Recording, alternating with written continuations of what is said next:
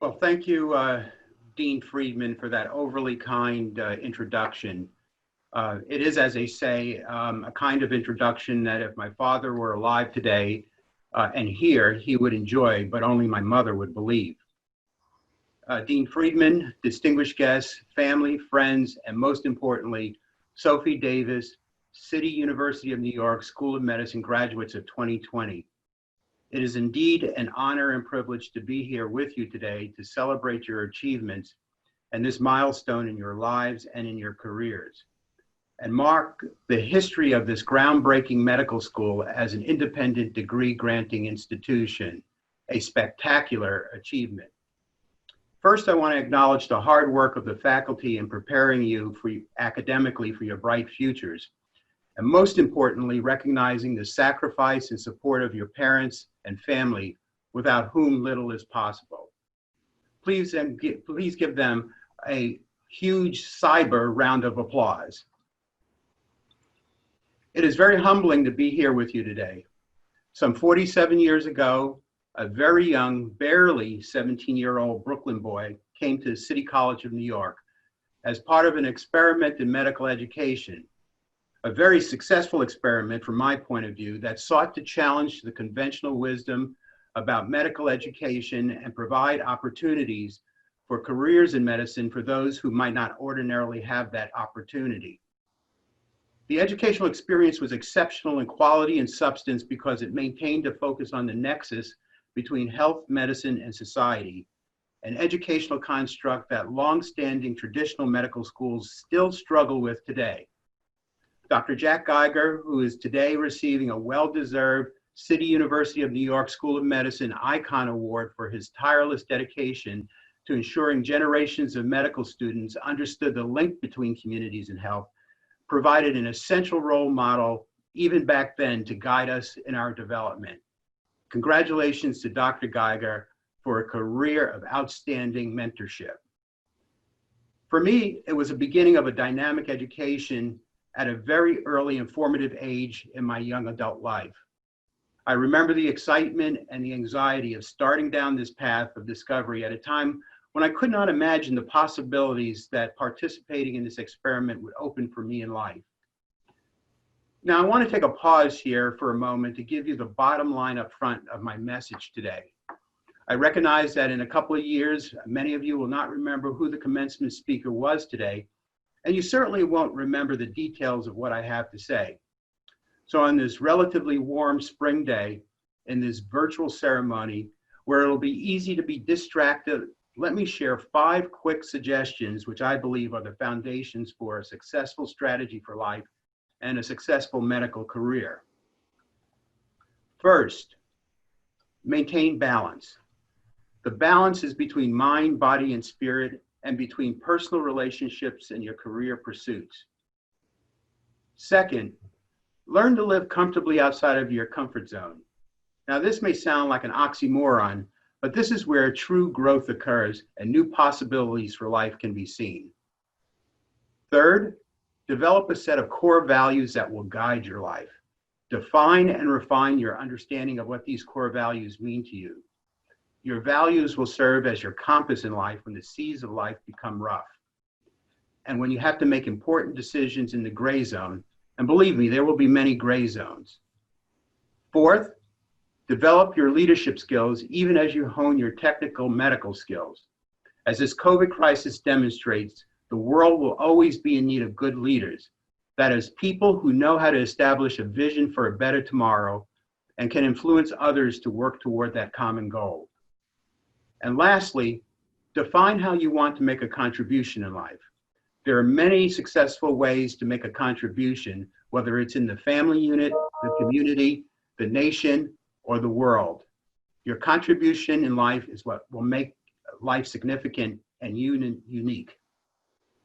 So with that out of the way, for those of you who need to slip into stage 1 or need to take care of other business, be my guest. Someone will certainly nudge you when it's time to be hooded and to receive your diplomas and take the oath. You know, it's been said that life is what happens when you're otherwise making plans. I have found this to be repeatedly true, and it expresses the need in life to expect the unexpected, remain optimistic, and always endeavor to bloom where you are planted. As disruptive as the present COVID-19 crisis is, opportunities will arise to reinvent and reimagine many segments of society, from how we deliver, finance, and create access to medical care, to many institutions and industries, and even how government functions.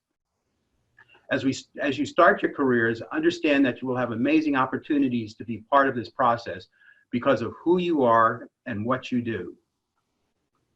The sad and disturbing statistics of how the COVID crisis has disproportionately affected communities of colors require a new dedication and focus to eliminating health disparities. Who better to lead this effort than many of you, not only because of your diversity, but because you have had a unique educational opportunity here at City School of Medicine, grounded in the issues of health, medicine, and society, which we now term social determinants of health. Most of you have grown up, worked, and been educated in New York City, which has been disproportionately affected by the pandemic. I suspect many of you have personal stories to tell about the health and economic consequences of the COVID crisis and how it's impacted your families and communities. This year has been anything but normal, as evidenced by this virtual graduation. However, it is important to understand that deviations or disruptions are the friction points in life when we learn the most about ourselves and when we grow most significantly. If life were always a smooth path from point A to point B, it would be dull and predictable. Deviations and the challenges they present give us new experiences and create novel situations which allow us to build our toolkits to adapt, to be successful and resilient. It is an opportunity to see new possibilities in life. Moreover, remember, as it's been said, life is about the journey. The destination is important, but the road trip is often what is remembered. Occasional deviations from a set path sometimes allows us to examine the importance or the value of the things we seek in life, whether they are material things, jobs, positions, or whatever. It brings into sharp focus the value of personal relationships and the need to preserve and nurture these relationships. Over the course of my life, I have had a number of deviations, often in the form of involuntary mobilizations for military service overseas or for leadership positions in government. While they represented interruptions and perhaps stress in my private life, the experiences, skills, and people I met provided me with a larger view of the world and life and the potential for making important contributions that I would not otherwise have considered. They helped shape my vision of what success means and brought into sharp focus the tools required to be resilient. Maintaining a balance in life is essential. David Brooks, the noted author, columnist, and political commentator, wrote a book several years ago called The Road to Character, from which a celebrated New York Times column was extracted, The Moral Bucket List. In his essay, he writes about his personal journey to have moral adventures in order to work harder on saving his soul. He felt out of balance despite how much success he had achieved in life. Out of this experience, he defined two types of virtues, what he labeled resume virtues and eulogy virtues. The first, resume virtues, are identified, often listed skills that bring us value in what he called the marketplace and makes us good at our jobs. Today, with the awarding of your degrees, you will have substantially added to your resumes and your resume virtues. But be mindful that eulogy virtues, on the other hand, are attributes we are remembered for. They represent our true character and mark our value for having existed in this life. Eulogy virtues track to how we make other people feel and how we have treated them, particularly in times of stress or crisis. These virtues speak to our compassion and our ability to elevate others. Graduates, remember this as you attend to your patients throughout your careers. Brooke notes that in recent times, our society has placed increasing importance on resumes, but when all is said and done, our character, as expressed by eulogy virtues, will represent our legacy for generations. Brooke provides a useful framework to guide achieving balance and evaluating the varied experiences life has to offer. Remember, we pass through this life only once. So nurture your personal relationships, your spouses, your families, your friends, as aggressively as you pursue your career goals. Mutually supportive relationships have been shown to be a key feature in a truly healthy, long life. As part of maintaining a balance, do not neglect body and spirit, even as you develop your minds academically. Success in life requires physical and psychological energy. Watch what you eat, exercise, and maintain a positive outlook. Spirituality is important. For some, this may mean formalized religion of various disciplines, and for others, it may simply mean a commitment to viewing your life as part of some larger construct to which you must contribute. Balance in life allows one to ride out the stormy seas which inevitably occur. Growth and advancement is important for success. It does not occur, however, if we are only constantly seeking out the familiar and the usual, or those experiences which we feel prepared to deal with or have some sense of mastery over. Growth requires frequently living outside of one's comfort zone, being willing to possibly fail or to grow, and you may experience a lot of this as you move on to your residencies. The world is a volatile, uncertain, complex, and ambiguous place. You will need to master learning how to learn, how to solve problems. Gray zones in life are frequent more than black and white. Truly successful people are skilled at taking on the challenge and, more importantly, embracing that challenge and its ambiguity. Because as people, professionals, and leaders, that is where we are most likely to make profound contributions. Simon Sinek, the author of the best-selling book, The Infinite Game, describes people who subscribe to this mindset as stronger, more innovative, resilient, and thriving in an ever-changing world. And you need to know that healthcare and medicine is one of the most rapidly evolving sectors in our society and will evolve, particularly after this COVID crisis. So successful careers will require you to grow and change and constantly challenge yourself. Successful people can only negotiate the gray zones in life effectively because they have honed their core values and fully understand who they are as people. And you must do the same. Core values are the attributes that guide your every action and direction in life. They are applied reflexively in difficult situations. They define what is important, who you are, and allow one to see clearly what is the right thing to do when tough decisions need to be made.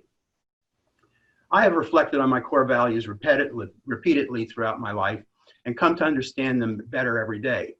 In fact, they are my compass. Neglecting your set of values sets you adrift without an anchor.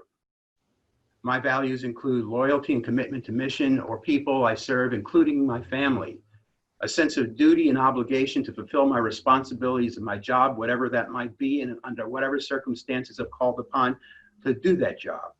Respect for the contribution of others and the views of others. Remember, new possibilities for solutions to problems begin with diversity and seeking input from those who do not think exactly like you. And this is particularly important with complex problems as we see many in the world today.